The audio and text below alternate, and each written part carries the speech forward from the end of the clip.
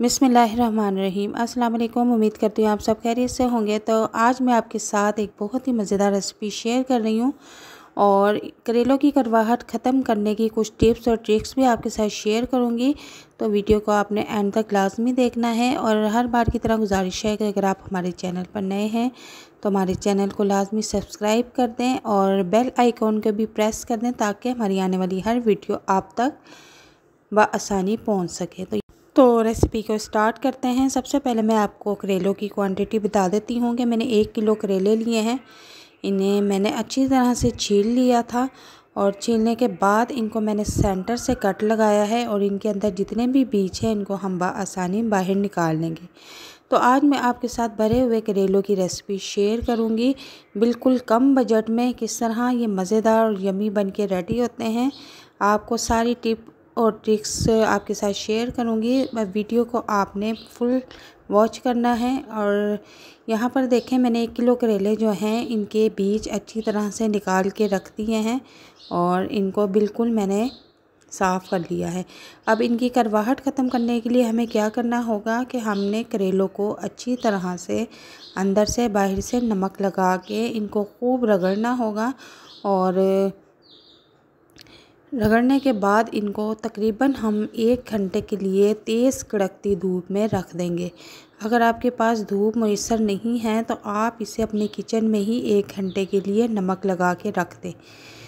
तो इस तरह से आपने तमाम करेलों को नमक लगाना है अंदर से बाहर से अच्छी तरह बिल्कुल। और नमक लगाने के बाद अब आप इसको धूप में रख दें। अब करेलों को भरने के लिए हम कुछ मसाला रेडी कर लेंगे। यहाँ पर मैंने 2 चम्मच के करीब अनारदाना लिया है। इसके बीज जो है अच्छी तरह से कूट के तोड़ लेंगे। और 1 पाव मैंने चने की दाल ली है जिसे मैंने बॉईल करके पहले से ही रखा हुआ था, वो भी हम कूंडी में डाल के मोटा सा दरदरा सा कूट लेंगे। ज़्यादा हमने इसको बारीक नहीं करना। तो आप देख सकते हैं वीडियो में कि इस तरह सा मैंने मोटा मोटा कूट के बाहर परात में निकाल लिया है। अब हम इसमें 2 अदद बड़े साइज़ के प्याज लिए हैं जिन्हें बिल्कुल बारीक चॉप कर लेना है और 3 से 4 अदद हरी मिर्चें बारीक कट कर लेनी है, उसको भी इसमें ऐड कर देना है। और 1 चम्मच मैंने इसमें लहसुन और अदरक पेस्ट ऐड किया है। नमक आप हस्बे ज़रूरत ले लें। नमक आपने याद रखना है कि करेलों को भी हमने लगाया हुआ है। और 1 चम्मच हम इसमें लाल पिसी हुई मिर्च और 1 चम्मच हम इसमें हल्दी ऐड कर देंगे और 1 चम्मच ही हम इसमें ज़ीरा ऐड कर देंगे और 1 चम्मच हम साबुत धनिया ऐड कर देंगे। और इसके बाद हरा धनिया भी हम कट करके इसमें ऐड कर देंगे। और हरा धनिया ऐड करने के बाद हम इसको अच्छी तरह से हाथों की मदद से मिक्स कर लेंगे। मिक्स करने के बाद अब हम इसमें छोटी 1 प्याली बेसन की ऐड कर देंगे। बेसन को अच्छी तरह से छान लेंगे, फिर इसमें ऐड करेंगे और ऐड करने के बाद इसको भी हम अच्छी तरह से मिक्स कर लेंगे। करेलों में भरने के लिए मसाला रेडी हो चुका है। अब धूप में 1 घंटा रखने के बाद मैंने करेले अच्छी तरह से वॉश कर लिए थे। इनको रगड़ रगड़ के अंदर बाहर से मैंने धो लिया है ताकि जो इनको नमक लगा हुआ था वो अच्छी तरह से निकल जाए। और करेलों में मसाला भरने से पहले हम करेलों को एक बार इसमें फ्राई कर लेंगे ताकि अंदर से भी करेले अच्छी तरह से पक जाए। अगर हम इनको इस टाइम फ्राई नहीं करेंगे और इनको भर देंगे तो बाद में जब फ्राई करते हैं तो ये अंदर से कच्चे रह जाते हैं। करेले हमारे फ्राई हो चुके हैं। इनको हमने बिल्कुल लाइट सा फ्राई किया है ताकि अंदर से ये थोड़ा सा फ्राई हो जाए, कच्चे ना रह जाए। अब हम इन्हें किसी छलनी में निकाल देंगे ताकि इनका जो एक्स्ट्रा ऑयल है वो निकल जाए। 15 मिनट मैंने करेलों को ठंडा होने के लिए रख दिया था और उनका एक्स्ट्रा ऑयल भी निकल गया है। और अब हम करेलों को भर लेंगे। जो मसाला हमने रेडी करके रखा है वो इसमें ऐड कर देंगे। तो 1 करेला मैं आपको बता देती हूँ कि हमने किस तरह भर के रखना है। इस तरह चम्मच की मदद से आपने मसाला करेलों के बीच में अच्छी तरह से दबा दबा के रखना है और साथ ही साथ आपने बंद करके देखना है कि बिल्कुल ठीक तरह से बंद हो रहे हैं या नहीं। तो इसी तरह आपने दूसरा करेला भी लेना है और उसमें भी इसी तरह आपने मसाला भरना है और इसको दबा दबा के अंदर अच्छी तरह से सेट कर लेना है और देखना है कि ये बंद हो रहा है या नहीं। तो अगर इसमें और गुंजाइश है तो इसमें हम और मसाला ऐड कर लेंगे और इसको इस तरह से बंद करेंगे। तो सारे करेले आपने इसी तरह से स्टफ़ कर लेने हैं।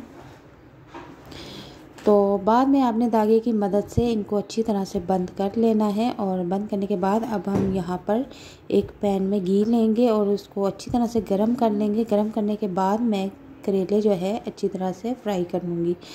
तो चूल्हे का फ्लेम जो है मैंने नॉर्मल रखा है। जितनी नॉर्मल फ्लेम पे हम इन्हें पकाएंगे ये अंदर तक बिल्कुल पक के मज़ेदार बन के रेडी होंगे।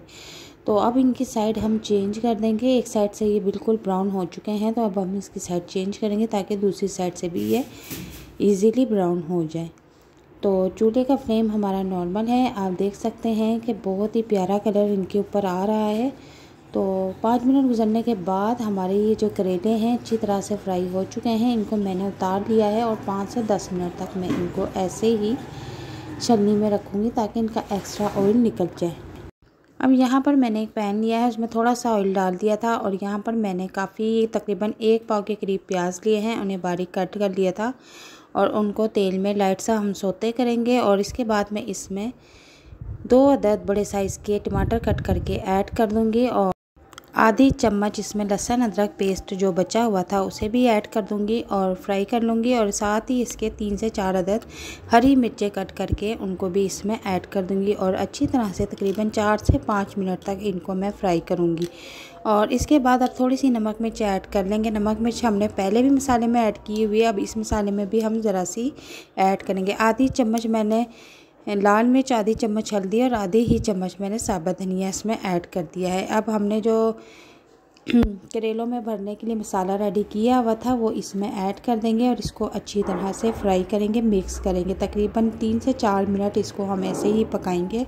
तकरीबन 5 से 6 मिनट इस मसाले को फ्राई करने के बाद मैं इनमें भरे हुए करेले ऐड कर दूंगी और इनको 2 से 3 मिनट तक मसाले के साथ फ्राई करूंगी ताकि ये मसाले में अच्छी तरह से मिक्स हो जाएं। और चूल्हे का फ्लेम हमने बिल्कुल नॉर्मल रखना है, फुल फ्लेम पे हमने इसको नहीं पकाना।